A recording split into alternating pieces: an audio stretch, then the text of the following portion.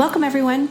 I'm Sue Barber, author, former IT director for a Fortune 500 company, turned executive coach, and this is the Visibility Factor podcast, where we explore how to raise your visibility and play bigger at work and in life. We'll explore key topics and welcome guests that help you shift your thinking about yourself so you can see new possibilities for your leadership. I'm on a mission to create a visibility movement for leaders to show their value and be seen for their true talent. Are you ready to take the next step towards a higher level of visibility for yourself? Let's go. Hello, everyone. This is Sue Barber. Welcome to the Visibility Factor podcast. In episode 6, I talked about imposter syndrome, how it can impact your success, and the 6 types of imposter syndrome from my book, The Visibility Factor. I'll include the link to that in the show notes so you can go back and listen to it if you missed it. Today's episode is going to actually focus on the 3rd type of imposter syndrome from the book, image judger, which you may know as someone who compares or spends time comparing themselves with other people. Comparing ourselves to others is something that everyone has done at one point in their life. We all grew up being compared to each other in school, in sports, and at home. Statistics were tracked about grades, sports achievements, and you may have felt like your parents were keeping track of what you were doing versus your siblings. Fast forward to becoming an adult and the comparison continues. People are rated in companies on their performance and potential. Employees are rated in comparison to their peers. How is the company doing in comparison to the competition? From a personal perspective, people are comparing themselves to their neighbors. Do they drive a nice car? Do they have a nicer house? There are a million things to compare against, and in the end, what's it doing for us? What does someone who is an image judger look like and feel like? You constantly look for others for advice and try to emulate what they are doing. You do everything like everyone else does and don't do anything to set yourself apart. You don't trust yourself to make decisions. You rely on everyone else to help you solve problems because you may lack confidence. Others will see you as a follower and not a thought leader. You operate from fear and insecurity instead of strength. You focus too much on other people's plans and ideas and not your own. You feel as if you can never measure up to other people, and you doubt your abilities. In an article by Joshua Becker called A Helpful Guide to Stop Comparing Yourself to Others, he does a great job of highlighting the pitfalls of comparison and ideas on how to stop doing it. I will share the link in the show notes for you so you can check it out for yourself. Some of the key highlights that I found in the article to be very helpful were: we typically compare the worst we know of ourselves to the best that we presume about other people. You can control one life, yours. But when we constantly compare ourselves to others, we waste precious energy focusing on other people's lives rather than our own. Your gifts and talents and successes and contributions and value are entirely unique to you and your purpose in this world. They can never be properly compared to anyone else. I wanted to share an example of writing the book with you because I think it's a good example of where this piece came into play for me. When I thought about writing the book, I thought there's a million leadership books out there. I'm sure there's books on visibility that people have already written and I just haven't found yet. And why is my book going to be different? How is it going to be different for someone to really pick up, take a look at, and be able to leverage? And when I mentioned this to AJ Harper, who you probably heard about in episode 2 about writing the book, she shared with me, no one else is going to have your unique experiences, Sue. No one's going to have your stories, your clients' stories. No one's going to have the action plan process that you're building. No one's going to have that. So your book will be unique and it will speak to the audiences it's supposed to. And it gave me such a relief to think I don't have to measure myself up to anyone else. I get to go on my own path and create a book that I really want to create that I think is going to help a lot of people. And so that's just a really good example of taking the time to not compare, focus on what you want to do and do it in the best way for you. Care about people's approval and you will be their prisoner. Imagine that. If you only focus on what everyone else thinks, you won't be able to do anything without their approval. Don't give other people the power to dictate your life and what you do with it. So let's think about some questions that you can ask for yourself if comparison is something that you struggle with.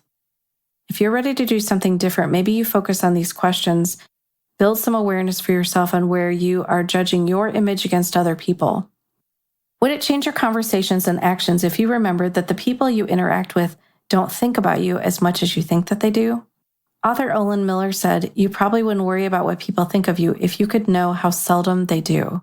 How often are you in a conversation where you're thinking to yourself, I bet they think I don't know enough. I bet they think that was a really dumb comment. We spend so much time thinking about that we're not actually in the conversation. We're focused on what someone else is thinking, and they really are not doing that at all. They're probably wondering what you're thinking about them. Ask yourself if you want to give all your power to someone else. You can't control what they think or what they do. All you can do is control your own thoughts and behaviors. I call this the ripple effect. If you change some behaviors, the way that you're thinking, your perspective, it starts to affect how other people see you, but it also affects how they react to you. And it has a ripple effect across an organization. Try changing just a few things, how you show up, the things that you say, standing up for yourself, being more confident, and start to see how people respond to you. It has a ripple effect, I promise. If you weren't worried about what anyone else thought of you, what could you accomplish towards your visibility goals or any other goals that you have? You had no constraints to hold you back, and you get to decide what that looks like for you. I do this a lot when I am coaching people. I want them to be able to live in possibility. I want them to be open to new ideas and new ways of doing things, and they can't do that if they spend their time worried about what everyone else is thinking. So I ask them to release all constraints. There are no constraints anymore. Now what can you do? And it allows them to come up with new ideas, new ways of doing things, new ways of saying things, new ways of showing up. So don't be afraid to do that for yourself. One of my favorites, are you comparing your insides to someone else's outsides? Do you look at where you are in your journey versus where others are? If they're 5 years ahead of you in experiences, then they should be ahead of you. It doesn't mean that where you are is wrong or not exactly where you should be. Focus on your own journey. Try to learn from them so maybe you can avoid some mistakes that they made along the way. You could have some lessons learned that you could apply to your own career, your own job, but don't feel like you have to be just like them. Are you believing what everyone else on social media says? It's so easy to get caught up in comparison when you see all the things that people are saying on there. How much is actually true? I found a great example of this I just watched a few weeks ago called Inventing Anna. It's by Shonda Rhimes, who does Grey's Anatomy and Station 19. And in that show, it's actually a true story about someone who claimed to have a huge trust fund and was leveraging that trust fund to be able to get more money to do things in New York. And so she made a lot of influential friends, and a lot of those influential friends believed that she had all this money, and she really didn't. And so it became this whole made-up life that she had on Instagram. And when people would see her traveling, they would assume she had lots of money. She would talk about things and appear to have a lot of money, and she actually didn't. And it caused a lot of drama for her friends and her people who are working with her. And no one could trust her at some point along the way when they figured out that she really didn't have the money anymore. I just thought it was a great example of how people believe social media over what's right in front of them. She was continually saying one thing and doing another, but because her Instagram showed a different side of her, they believed it. Take the time to really get to know people one-on-one. Don't always trust what you see in social media. It's probably not accurate. It's probably something that people are making up so that they look great. Real people have real situations, real issues, real problems, and so do you. And so don't be afraid to have a real conversation with someone as a human. The last one I wanted to share with you is, are you seeking out external validation from others in order to feel good about yourself or what you are doing? We talked earlier about how parents, teachers, and managers can have influence on you and really affect what you do because you're looking for an A in a class, you're looking for a good performance review, and of course, you want your parents' approval. When I left craft in 2015, I read a book by Byron Katie. If you're not familiar with Byron Katie, she's the author of multiple books that help people look at their thinking in a new way. I first learned about her when I read this book called Loving What Is: 4 Questions That Can Change Your Life. This book helped me realize how much I craved external validation and had no idea. I remember that after I finished that book, I said out loud, "Why didn't I read this book 10 years ago?" It was one of those moments that I'll never forget. I had wasted too much time and energy trying to be what others wanted. I could stop the comparison and judgment that I lived with every day. I could trust myself and do what I thought was right. It was a very empowering moment to realize that I no longer had to live that way. If you think about it, how much of your time is wasted on comparison? According to psychotherapist Rebecca Sparks, it's human nature to compare ourselves to others. The human brain is wired to compare ourselves to other members of the species. It was a primitive way of keeping ourselves safe. We needed to constantly evaluate our peers. Are they better than us? Do they have potentially greater physical power or esteem in a hierarchy? Who is a threat to us? With whom do we need to forge an alliance to make ourselves safe? It's okay to compare if you are leveraging it to learn from others and fast adapt what you want from them, but it is not good when it makes you feel bad about yourself. It can cause anxiety, stress, low self-esteem, and depression because it makes us feel like we aren't good enough, not at the right level of success yet, and when we measure ourselves against everyone else, we are behind. If you find this is happening for you, spend less time on social media and more time actually meeting with people. Social media is what people are trying to create to be the person that they want to be, but they're probably having the same challenges and issues that you are. So spend time with real people. A quote attributed to Eleanor Roosevelt said, "No one can make you feel inferior without your consent." Don't give in to the comparison and let others make you feel bad about yourself.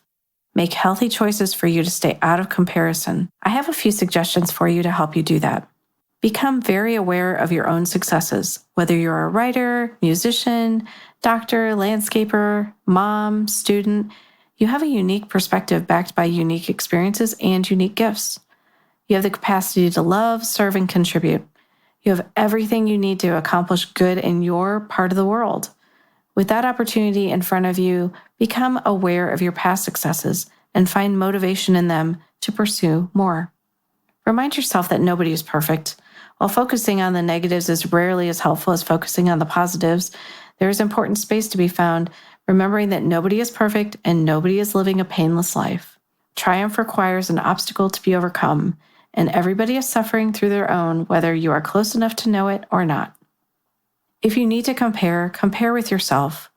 We ought to strive to be the best possible versions of ourselves, not only for our own selves, but for the benefit and contribution we can offer to others. Work hard to take care of yourself physically, emotionally, and spiritually. Commit to growing a little bit each day and learn to celebrate the little advancements you are making without comparing them to others. When you trust yourself, you stop worrying about what everyone else is doing, and you can focus on creating your own visibility, focus on the things that you want to do in your life. Here's a brief recap of what I shared today. Ask yourself some key questions to see if you are in comparison so you can begin to break this habit. Learned about the ways that being an image judger can hold you back. What are some of the pitfalls of comparison and ways that you can move yourself out of comparison and focus on the things that you want to do? You can only control what you do every day. If you want to make a change, then do it. Don't do it for someone else, do it for yourself. Focus on yourself and the great gifts that are unique to you. Do the best you can and believe in yourself. It has been said that comparison is the thief of joy. Time is too short to spend focused on everyone else. Putting yourself out there in a bigger way is a journey and there is no scorecard. Don't compare yourself to others and put them on a pedestal. Stay on your own path and don't worry about the competition. Celebrate your wins and talk about your successes. I try to always make sure that I am celebrating accomplishments. It's not something that I've done in the past, and I think people who are in comparison sometimes forget to celebrate their own wins. So I wanted to walk my own talk today and share with you that today is episode 10. I'm really excited to be able to share this podcast with you, and I really am celebrating episode 10, and I'm sure I'll be celebrating episode 20 and 30 and 100 and 200. But I wanted to just take the time to show you and model for you what it's like to celebrate your successes, even if they're small, even if it's just something that you are the only one who knows about it. Don't be afraid to celebrate that. Let's go in and talk about the Rise and Shine visibility tip for today. If you are someone who struggles with comparing your image to others, just know that everyone wants to be seen in a positive way and recognized for doing well in their jobs. But how much of your time is spent focused on what your management or others think of you? If you focus only on others' opinions, you will never know what you really think or how to do things without validation from others. Build trust in yourself by stopping to think about what you want to do and what your opinion is first. You can seek out input and feedback, but don't shy away from your original opinion unless there's something big, some compelling evidence to change it. Give yourself permission to be imperfect and make mistakes. When you let go of comparison, you have the freedom to do whatever you want. Thank you so much for joining the Visibility Factor podcast today. I hope you learned some new ideas around what comparison can do for you and how to move away from it. Trust yourself and move forward in your own life and take your own journey. Thanks so much for listening to the Visibility Factor podcast. Remember that visibility starts with small steps that are intentional and consistent each day. Be bold, be visible, be the leader you were meant to be. Find us and subscribe on Apple Podcasts, Spotify, and wherever else you listen to podcasts. Follow us on all of our social media platforms, which are highlighted in the show notes. Thank you for listening, and we'll see you next time on the Visibility Factor podcast.